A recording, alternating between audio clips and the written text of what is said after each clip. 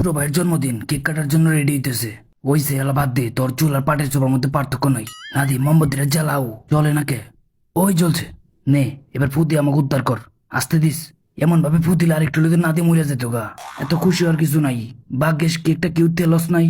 এত কম বাজেটের বাদ দিয়ে আমি কোনোদিনও খাইনি। নাদিম তুমি খাইছো? খা খা, তোরা একলাই খা, আমার একটু দিবি না? নাদিম একটু ভিডিও করো, এরকম বাজেট তো মনে করার কোনোদিন পাবো না, বুঝো নাই? পরে দেখে জানে আফসোস করা পারি। কেকটা দামে কম মানে বলো? কেকের ডেট আছে তো নাকি? আসতে নাদিম, কেক লয়ে কেউ দৌড় দিতেছে না। কেক তো দিয়ে ফুরাই না, আর দু একজন ডাক দিব নাকি? কি রে, তুই আবার খাইতেছিস কি লিগে? তোর কেক তুই খা, কেকের খরচ তো আমরাই বহন করলাম, এবার তোর পক্ষ থেকে একটা ট্রিট দে। আসুস কে? তোর কি বিপদে ফেলাই দিলাম নাকি? না খাওয়াইলে না কর।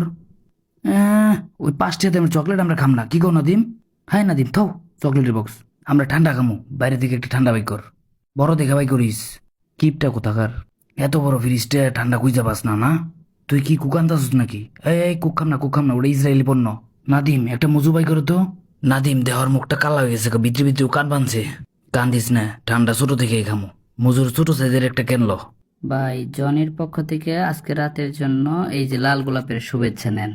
আর এটা খাই শান্ত থাকেন, আর চিল্লাচিল্লি করেন না, বাদ দেন আলা। আচ্ছা ঠিক আছে। এই জনি তোরে তো হ্যাপি বার্থডে কইলো না রে।